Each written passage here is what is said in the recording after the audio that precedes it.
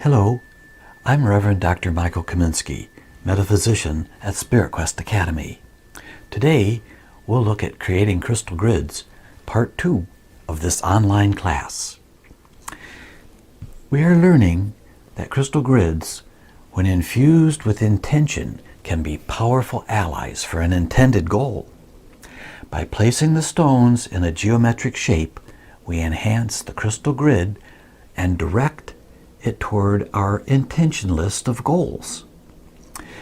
In part 1, I demonstrated simple grids.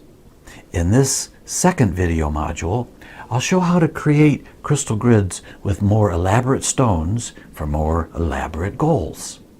So here we go.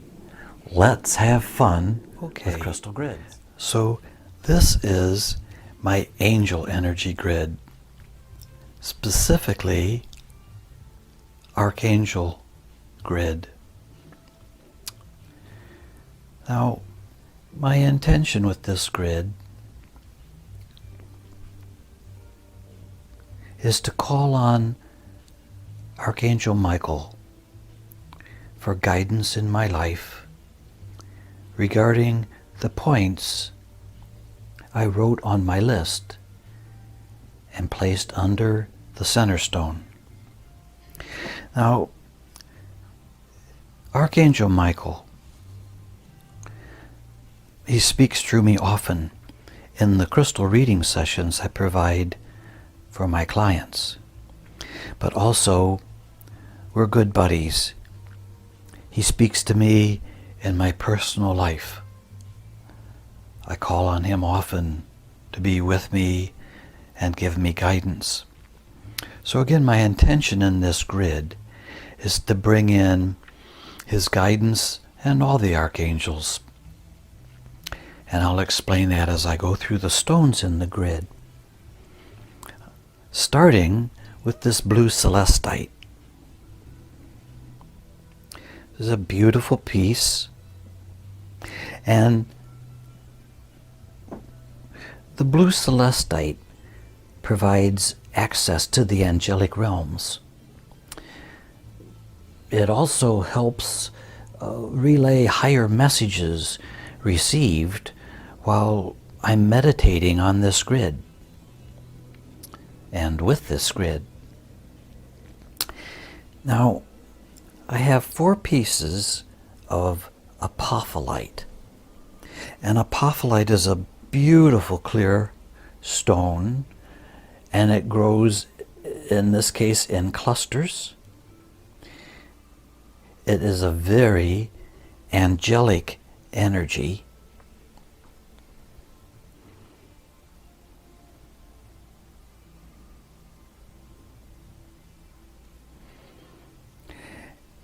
And the reason I'm using these clusters is because clusters in a grid act to diffuse energy.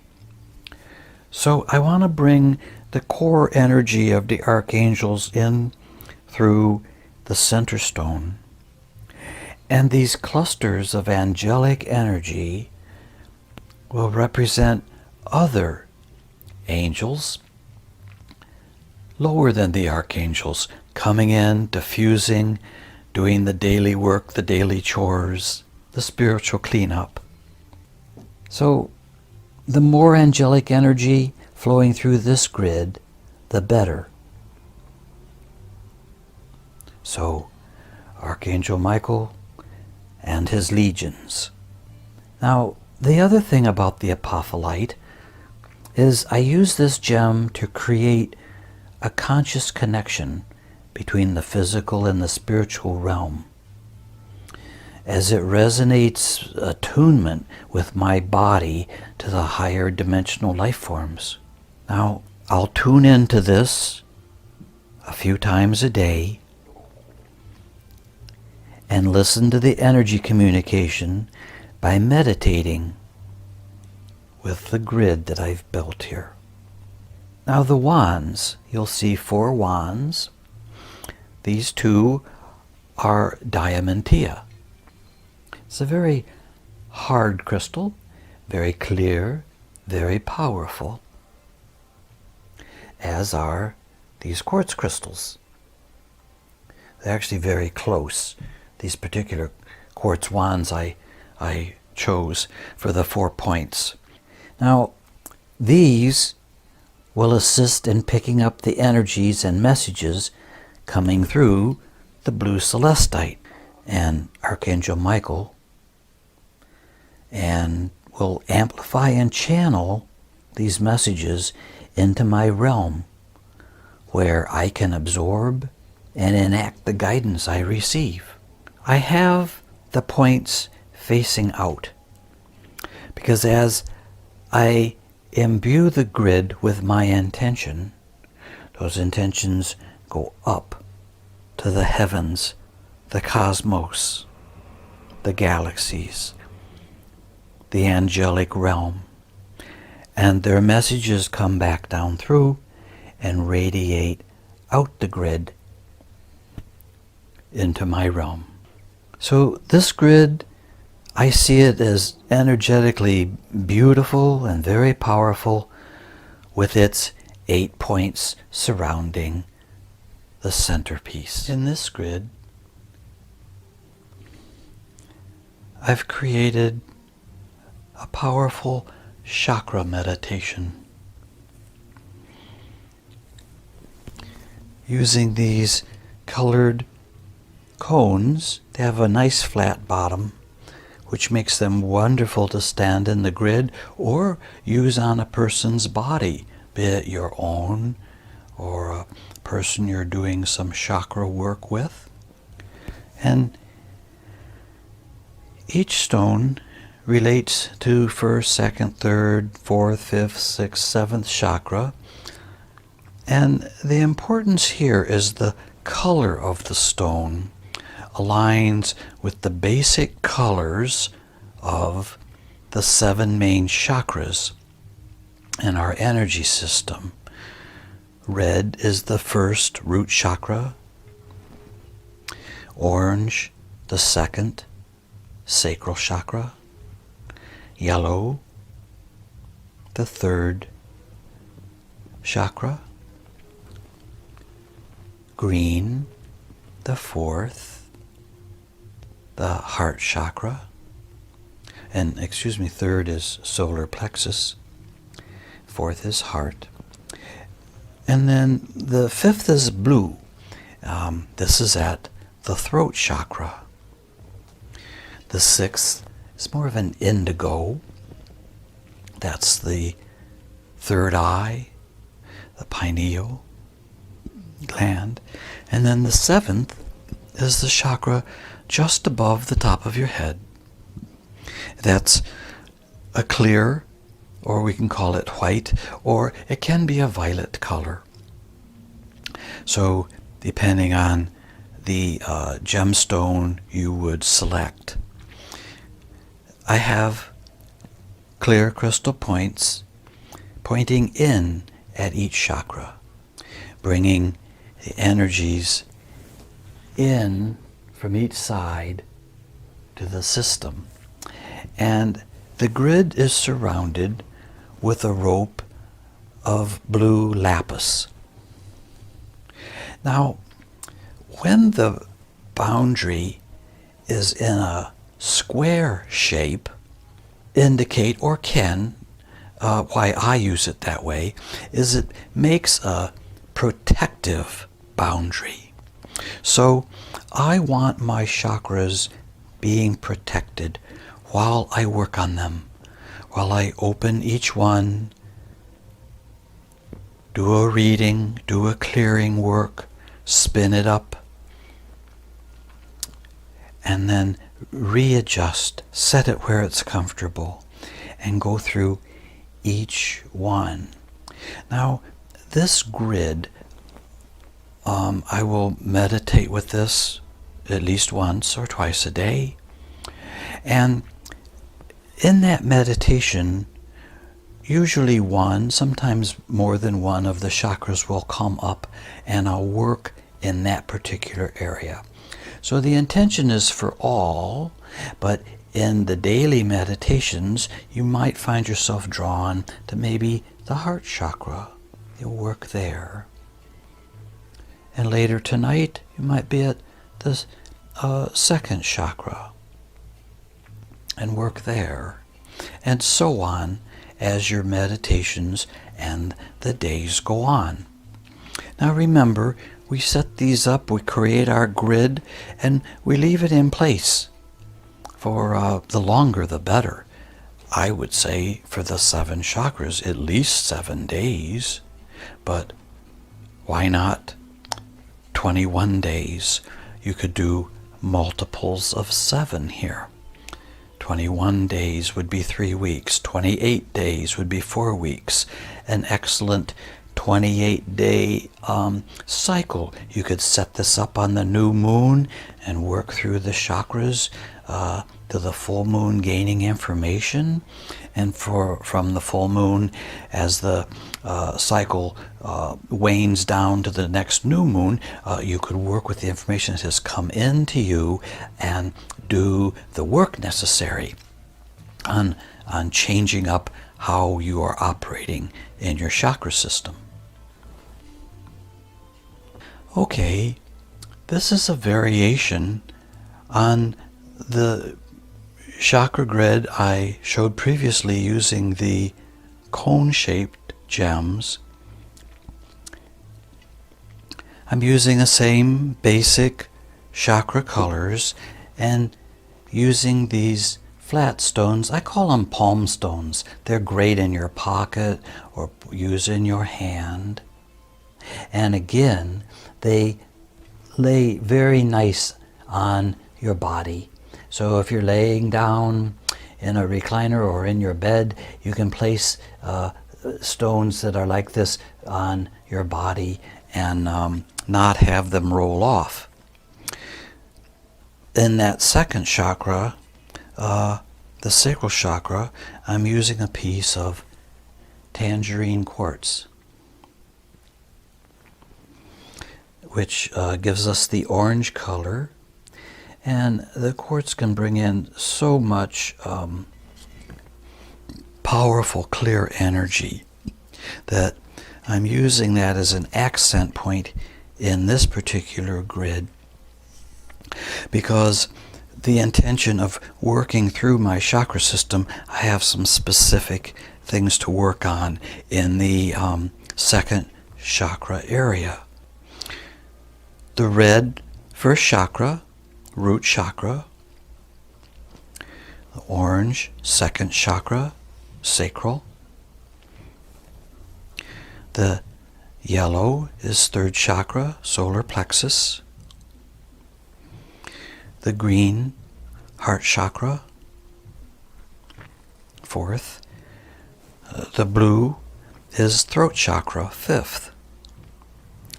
The indigo is the sixth chakra, the third eye.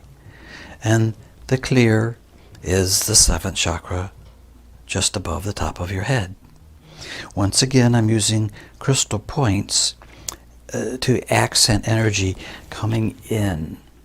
And the energy I visualize here is energies coming in and swirling. I see it repeating in this up and down, like an air current, but it's an energy current flowing through the chakras from each side. So up and around and down like this.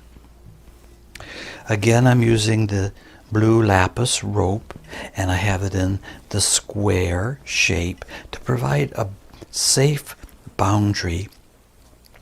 A square shape can provide a boundary if you want to establish boundaries, like for yourself, for your home, for a study area, things like that. Here, I'm establishing that boundary while I open and close and work on my chakras. I don't want extraneous energies coming in at any time. I'll have more than enough to do working on the energy of each chakra in those meditations. And again, I'll meditate with this once, twice, or more per day. It can be for a few minutes or even a 20 or 30-minute meditation. The longer you have, the more productive your time will be. It's so important to use those disciplines in any of your rituals for your spiritual growth, and that translates and transforms right back into your physical life, because our physical body is actually in existence because of these energy centers, and of course many other chakras out and around this. I'll talk about that in future lessons. Okay, so here I've created a grid that I call my 5th dimensional energy grid. I'm using a basic 4-point grid that's aligned magnetically. And I want to talk about that for a minute. Before you even set up your grid, use a compass and set the compass to north while your grid area is clear. And remember, if you're facing north, then east is to your right, west is to the left, and south is behind you. So always remember that. So if you don't have a compass handy, you can determine the direction. It's important to align your grid direction to magnetic earth for a number of reasons. You're aligning with the energy flow from North Pole to South Pole in the magnetic grid around the earth. And in this case, where I'm accessing 5th dimensional energy, I'm accessing that in the 5th dimensional grid, which is also out around the earth and is fully intact and has been since the early 2000s. I was traveling at that time, teaching workshops and seminars, and a number of the workshops in Mount Shasta and other energy points drew people in that were grid knitters working with this energy grid, and they would literally travel. They devoted their lives to traveling around the planet to energy points and weaving and knitting that grid into place. And in our present day life, you need to know that the 5th dimension is here. It's a blink of an eye. It's a hair away. We live in a pond of all of these frequencies. And many times people ask me about, when's 5D going to arrive? I'm tired of this old 3D stuff. Well, that's wrong thinking. We have to bring our own life up to speed through rituals, meditations, disciplines, clear thinking, clean eating, Tai Chi, yoga, these kind of things. And as you do that, the 5th dimension is there, and you access it and start to grow. So with that intention, I have created this grid. Now, one more thing I want to show you about the compass. I set it up, and you can see the compass is pointing north. Now, as I move it in, I have already activated this grid with a number of master energies that I use. If you're a Reiki practitioner, you can use Reiki.